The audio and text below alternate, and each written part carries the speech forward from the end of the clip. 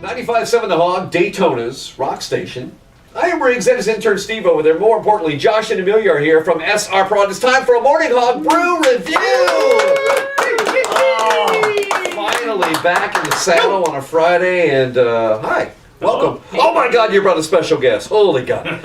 I had not looked over at you yet, because I saw your beard, and I was like, well, that's an impressive beard, too. Who's that dude? It's my brother. No, it's not. Oh, well, it'd be impressive. So this is Brent from Sierra Nevada. Brent's from Sierra Nevada! I knew who it was. We Awesome. met before. I'm just kidding, man. Welcome back, man. Thank you. Welcome It's back. great to be here. Good to have you in our studio. Yeah, absolutely. Steve vacuumed, so everything's real nice and ready, and put up an air freshener. You brought some of your beers, and let me tell you something. I have spent a lot of, not just weekends, but just long stretches of days enjoying all of your products, and I can't wait to dig back into it. Let's talk about what we're sampling today. Yeah, thanks, Bruce. And actually, when first we met, we were enjoying my product at the Ormond Beach Beer Fest earlier this year. That was a good time. I felt like I was taking advantage of you then. Here, I feel like this is a joint effort. Not at You all. get to have some now, too. You get to sip. Well, listen, I also enjoy my products, so Good. it's really no problem at all. But Good. yeah, we'll jump right into it. We'll start here with our classic, our flagship, if you will. This is our Sierra Nevada Pale Ale. No clever names needed here. This is our one of our first three beers that we started brewing in 1980. So we actually, as of last week, we're 41 years old. 41-year-old brewery. And happy birthday, Sierra That's Nevada! right. That's That's as old as exactly me. right. It's older than me. Yeah. And so this is kind of the beer that started the craft beer revolution as we know it. This was our expression of an American-style pale ale. Of course, the British have been brewing the pale ale style for many, many years, but this is an all-American hop version, mostly Cascade hops. And when this came on the scene, imagine 1980. Your options were pretty limited. A lot of yellow lagers, basically. Not that there's anything wrong with that, but this was something so completely and wholly new. And it took a little while and gathered a little steam behind it. From our first brewery in Chico, California, Northern California. That was going to be my next question. Yeah, absolutely. And so it sort of moved east, and as it did, some other of our older craft brewery friends started opening, and so this really paved the way for that hop forward American style pale ale, which will get us into the IPAs here. We'll talk about in a little bit. So, but the things to know about this beer that are really important is it's all whole cone hops. We're not using any pelletized hops or any sort of liquid hops, which are definitely used in the industry, and there's nothing wrong with that. We just feel like the whole cone hop adds a little bit more flavor to it, and it's, as I said, it's predominantly Cascade hops, which until about 3 years ago was the number one in terms of volume cultivated hop in the world. Really? Yep. Okay. And we'll talk about what replaced it in just a little bit. But 5.6% ABV. It's the green bottle. Everybody knows it as the green bottle or the green can. And it's got the beautiful Sierra Nevada mountains on the front of the label. And so it's pretty easy to find around your local retailers, your Publixes, your independents, your Total Wines, and things like that. You shouldn't have any trouble finding this. Usually Amelia tells us a great story or reads the label, but I think you just kind of told the story right there. We have that Seriously. one. Yeah, I mean, you don't have to do any work this Well, time. hold up. Yeah. I do have one question. Okay. Let's hear it. On the bottle, it Yes. says bottle conditioned. What does that mean? Great question. So, not all of our beers are bottle conditioned, but some other breweries do this as well. And basically, it's after the bottle is filled with the liquid, with a completed beer. Right. You're going to add a little bit of brewer's yeast in there, Okay. and a little bit of sugar, and so there's a little bit of extra fermentation. Really? Yeah, after the beer itself is quote unquote brewed. It's finished brewed, but it finishes off in the bottle. And actually, once we package our bottles in our cans that are bottle or can conditioned, we actually keep them in the brewery for an extra 2 weeks just to make sure quality-wise that there are no imperfections or anything like that. So there's no real concern of like exploding or pop tops or anything like that. Anything to add to that? That's definitely a thing. Yeah. Josh has seen that? You've seen that? Yeah, we've all seen that. So, but great question for sure. Not every beer is like that, but certainly our pale ale is. So. That is a great beer, and it's one of those beers that I remember the first time that I had it, because it was at a concert, and we just got done with a big concert weekend, and we've recovered, I think. But it was like a concert weekend. It's where you associate beers with moments, and I didn't even appreciate what goes into it now, but now that's an old-timer right there. It is, and it's unique as well because being 41 years old now, We are still family owned. We're still owned by the gentleman who started the brewery, Ken Grossman, and his family, 100%. Really? And so when we started, speaking of concerts, a friend of ours named Jerry Garcia started picking up our porter. I've heard of that dude. You've heard of that guy, right? I Sounds guy. familiar. R.I.P. But he really started bringing our porter, which is another style of beer we don't have with us today, but it was Sierra Nevada porter, and he would bring that to his concerts, and so a lot of the Deadhead folks really gravitated towards our beer, and again, that's what sort of precipitated that sort of growth in craft, West Coast to East Coast. So cool music connection there as well for us as well. I heard a pop. We've got one more beer to try on this side. This that's is right. Josh. You have teased us with this beer before, and satisfied us with this as well. If I can say It's that. finally here. Yeah. I can't wait to try this one. Have you not had this, Steve? No, I've never seen it. What? Never Really? heard of it. Really? Never tried. No. It's You time should for try walking around with your eyes open. Come on, man. Look out. I've got 4 of them. All right. Shots Josh fired. just smoked you. Wow. All right. I know this beer. Josh, tell us about it. So you got Sierra Nevada's Celebration. This is their winter seasonal, if you will. Oh my God, I love this And I'm beer. going to let Brent get into Yeah. it. Oh wow. I love this beer Oh. so much. I was just going to drink while you talk. Wow. No, this is by far our most popular seasonal beer, and as Josh mentioned, it is our winter seasonal. But unlike most winter seasonals, it's not a spice beer. It's not a winter warmer. It's not a stout. It's not a porter. Right. This is a fresh hop IPA, and when we say fresh hop IPA, typically, so hops are only harvested once a year in the northern hemisphere, and then once a year in the southern hemisphere, of course, because the earth is round and seasons change. I don't know if you guys knew that, but By the way, you flat earthers, you turn this off right now. Yeah, turn it off. Go buy It's Sierra real Nevada. controversial. That's right. So we harvest all our hops in the northern hemisphere, typically from Washington, Oregon, Idaho is the bulk of them. Okay. We cryovac them, freeze them, ship them via train to our breweries. One in Chico, California, as I mentioned, our new one in Mills River, North Carolina, and then we use those hops throughout the year. But this beer is different. We cryovac these hops, we ship them, and we dump them straight in. So this is the freshest fresh hop IPA that you can get. These hops were not stored. These hops were on the vine literally a month and a half ago. And again, we're using whole cone hops, so we're not pelletizing them. We're not liquefying them. We're using them in their whole state right off the vine. And again, a lot of Centennial and Cascade in this beer. But this beer, like our brewery, is this came out for the first time in 1981. So this is a 40-year-old really? recipe. I had no idea. Really? Yep.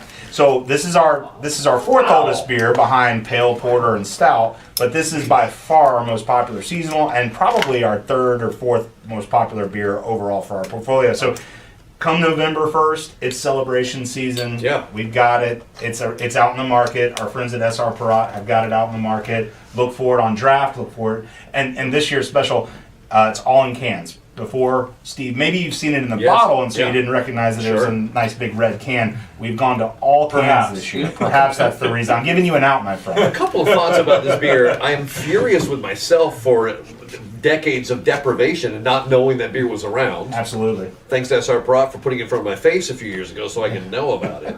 And then, it's as you mentioned, it does not drink like a seasonal at all. Yep. It makes me mad that that's not available 12 months out of the year. But how could it be? You can't have fresh hops 12 months out of the That's year. a good point. Unless I guess I hadn't thought about weather and the earth. Well, Yeah, the the earth. when you had the earth round thing, it threw Steve off. Yeah, he's done. Also, you mentioned another thing that made me think about it. Steve, you've described this dream before. He has this dream. He says he's like a hobo in the dream, and he's walking with a bindle and a stick, and he jumps on a train full of hops and eats his way out to the other side and falls off the train. Like the a dream. hobo? Like a hobo. Well, yeah, that was... Wasted. Yeah. Yeah. He got drunk on hops. Just hops. Yeah. Well, how about that dream? What do you want to analyze that, Brent? No, Maybe not. yeah. You know I have what? a lot to say about This is a really good time to take a break. We got more Sierra Nevada beers to try. SR Perrott has been kind enough to bring Brent from Sierra Nevada, and more coming up on the Morning Hog Brew Review. Josh and Amelia from SR Perrott are here. Stick around. We were talking about the brewery earlier. Where are we primarily getting our Sierra Nevada from? I'd assume over here on the East Coast, out Yeah. in North Carolina. Yeah, North Carolina. Okay. Yep. All right. I would hope so. Can we all can we like rent a van and head up there after this or something? Is that Road trip. Let's do it. Yeah. Okay. Sold. Okay. All right. Yep. I want to get ahead of ourselves here because we're sampling just very reasonable amounts of these great Sierra Nevada products, and where we head next. Reasonable now. I recognize this can for sure. So yeah, next up is going to be Hazy Little Thing. We've had this on here before, but Oh it's my gosh. definitely worth talking about again. Dude, Right, you can never go wrong. Fantastic. Look at that dude across. I mean, I think that I love it. He loves this beer so much. We've had arguments about it. We have. Like there's been one left, and it's been a problem.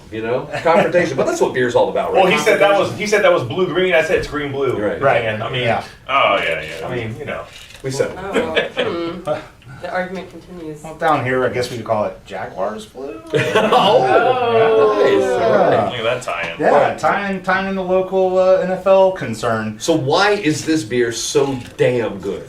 Right. Well, I guess, personal preference aside, this beer has a lot of the things that I think folks, when they associated an IPA or associate with an IPA, they would say, all right, it's going to be a bitter beer. And so they would stay away from it if they didn't like that bitter beer, like the one we just tasted, Celebration. Right. It's a higher ABV, it's a higher IBU, that's International Bitterness Units. That's how we measure the bitterness in a beer. Right. Much more bitter for the West Coast style IPA. This IPA is what we call a hazy or unfiltered IPA. Okay. Originated sort of in the Northeast or New England. Some people would call it that. We don't have any breweries in New England, so we're not going to call it that. But the idea behind this beer is that we leave it pretty much unfiltered once the hops go in the boil, Okay. and then out it comes without the bitterness. It has all the hops that you want, the fruit flavors. This one going more tropical, stone fruit, mango, whereas the other one was more piney and citrusy and resiny. This one's definitely going more of that guava kind of mango thing, I think I already said. Got But on the finish, there's next to no bitterness. In fact, if you Yeah. look at the bitterness levels, it's comparable to our pale ale, Yeah. and just in terms of bitterness. Now hops, twice as many in the Yes, batch. yes, please. Yeah, Thank you. exactly. and a little bit higher alcohol. It's at 6.7, Okay. which is for an IPA. That's pretty typical, right? Oh, that explains a lot. Steve. Yeah. Yeah. That's what, see, a lot of times they'll be like, my tongue's smiling, and they'll be like, I don't even know what that means. But now Now you do. 6.7. I got it. Yeah. And in the Sierra Nevada line, this is a great thing that you've done with the hazy little thing and the other ones, right? Yeah, the Little Things is sort of a family offshoot from the main, Sierra Nevada with the gold scroll, the gold label. We've got, our seasonals, and Torpedo is another popular one. Right. But when this beer came out about 4 or 5 years ago, it was sort of our first foray into this Little Things area. And so we've since come out with Wild Little Thing and Big Little Thing. Yeah. And then we have another one coming out that I can talk about for next year called Sunny Little Thing. Bro, did you just hear what he bro. said? Did you hear what he Breaking said? news. Do you have any breaking news noises? Dun, dun, dun, dun, dun, Is that gonna be with oranges? It is going to be with oranges, and we are in the Sunshine Woo, State. I think it's Steve, going to go. I think it's going to go over really well.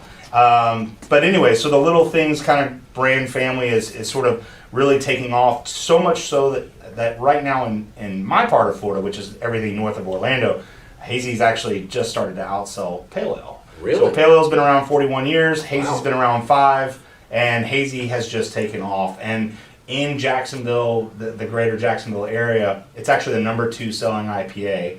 And in Florida, it's the number 3 selling IPA. So Hooray. what this beer is doing, both on draft and in cans, it's only available in cans from your local retailer, is just phenomenal for us. It's been a workhorse for us, so it's doing some really amazing things. If for some reason you can't track this beer down, of course, srprod.com/beerfinder is the place that you can find it. But it's everywhere.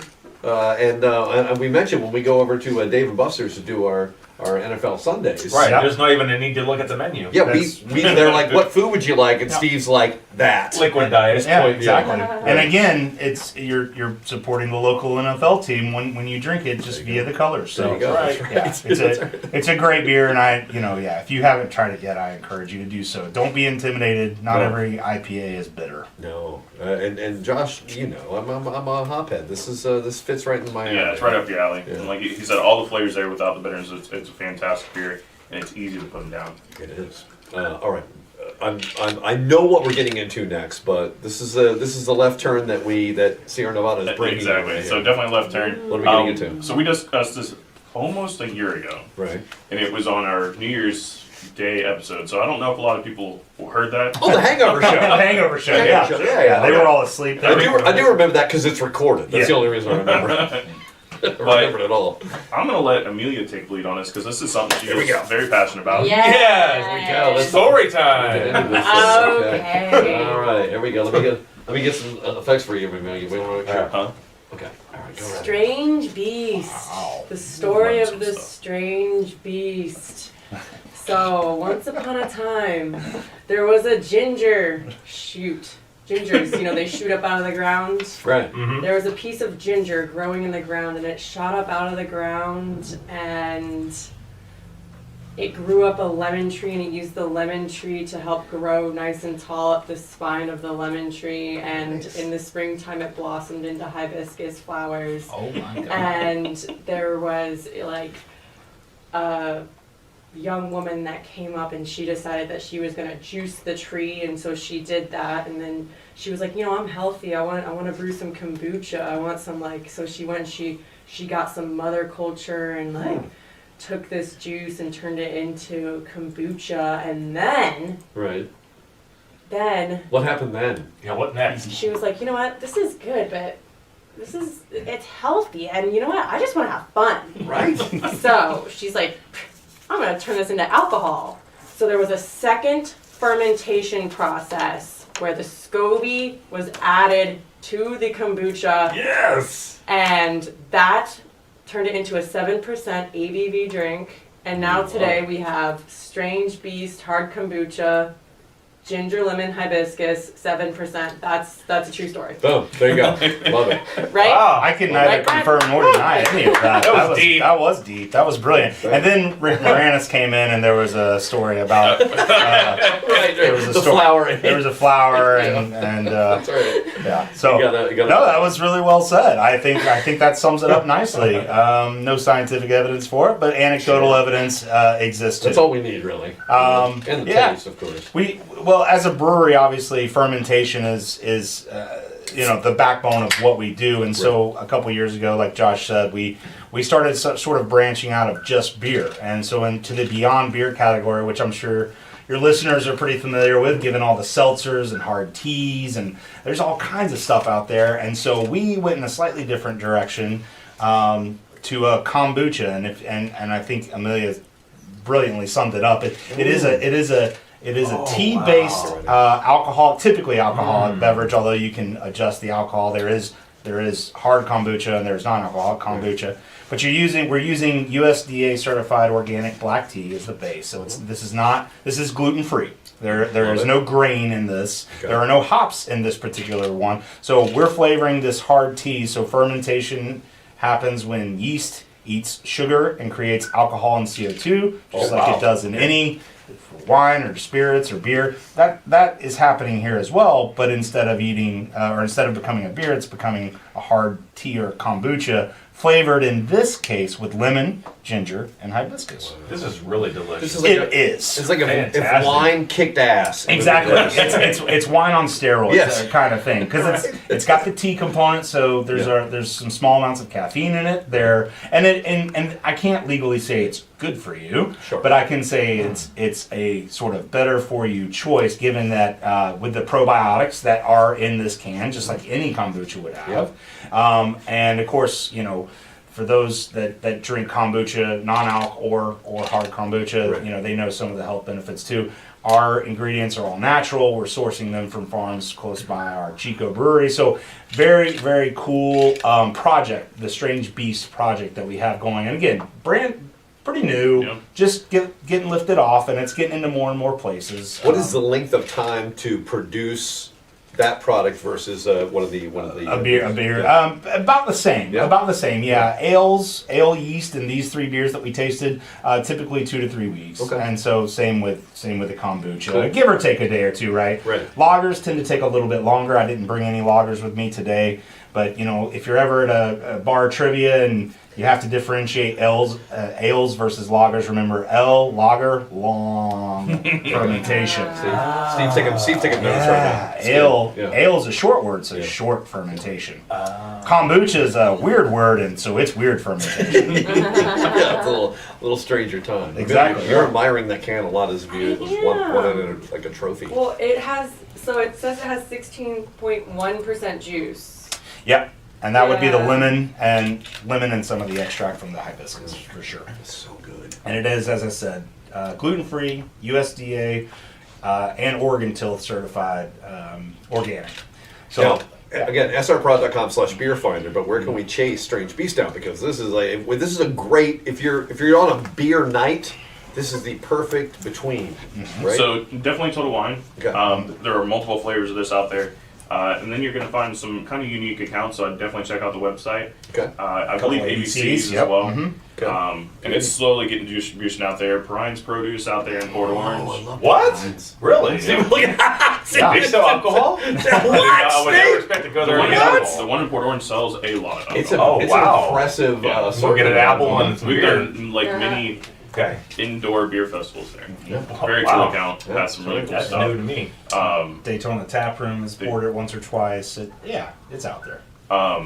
So, with that being said, there's a couple other flavors out there. Yeah. And what I really appreciate about it is the vast difference in flavors between the three varieties that we carry. Yes, the personally. ones we've tried. Right. Yeah. So this one has more of a. If you're looking for a descriptor and just listening, obviously, it's more of on the sour side. Mhm. And the other two kind of go in a different direction, in my opinion. Yeah. Do you want to tell them what the other flavors are? Sure, Yeah. sure. We've got. I said that this one doesn't have hops. We do make one with hops. We got passion fruit and hops, and that's a little bit more of a beery kombucha. Right. Then we've got another with acai and blueberry. So that one's kind of, to me, more of a desserty style. Really pairs well with some heavier foods as well. So yeah, we've got those, and then we've also got another one out there called. It's our low-cal version. It's 100 calories. 4% alcohol, and it's got watermelon, sea salt, and a little bit of mint. Oh man, when the weather is hot, That sounds good. that kombucha Yeah. is entirely too easy to drink. Yeah. Um, Sounds delicious. So, and Good Total, trouble. Total has that as well, I know. So anyway, they're out there. We're just sort of starting with this brand and Right. this style. Kombucha. A lot of people don't even know what it is. So I appreciate you guys letting me come on and wax poet. I'm still learning. I didn't know about it until a couple weeks ago, Yeah. or whenever the last time we did the kombucha segment that we did. Right. That was the first time I ever heard of it. Yeah. Yeah, I It's didn't here. know idea it existed. It's here. We thought it was a wood, like teak and pine. An old wooden. Yeah, we found that out. So and then Sierra Nevada, as you mentioned, there's more stuff in the pipeline, just in other categories. Obviously. Absolutely. But what is the what are you looking forward to the most? Anything special that you've tried in the lab that you? Absolutely, yeah. We are always experimenting, and especially in the Beyond Beer category. But I will say, once the much anticipated celebration season is over, so after the new year, we'll have our new spring seasonal come out. Really excited about that. It's going to be called Powder Day IPA. Okay. I realize there are not a lot of powder days in the traditional sense in Florida. Right. Perhaps there are other powder days in Florida. Right. But that IPA is going to be on the shelf where, replacing Celebration once the fresh hop season's over. We do have some hard teas coming out next year called Tea West. Okay. That is exciting, and yeah. and then sunny little thing, and then we also have a line extension of Torpedo coming out called Atomic Torpedo. Oh, is that maybe like an Imperial IPA? It is, and That's good. I'm and excited with already. nuclear capabilities, Wow, evidently. really? So we're so you'll have a lead line suit when you go to your point of purchase, and you want to be very careful with it. But it's going to be a great beer. So we do have a lot of cool stuff coming out. But the classics are the classics for a reason. We've been doing this a long time. And yeah, like I said, we appreciate you guys, Steve, Riggs, and of course the SR Perrott family. That hey, they've been selling our beer for I don't know. Oh, wow. 20 years? We'll dump it in later. Yeah, I'll dump that in later. 78. Since Yeah. 1980. Yeah, exactly. It doesn't matter if you haven't had these products. It's not too late to jump in. No. That's right. Whatever it is that you're drinking, if you're not drinking the Sierra Nevada, you're doing it wrong. Obviously. That's Right, you're clearly doing correct. it wrong. So go chase it. srperrott.com/beer finder and all those great accounts you mentioned. Thank you Thanks for brightening our day, man. Thank you for having me. Now we got a whole weekend to chase down great beers. Until then, cheers. Cheers. Cheers. Yeah.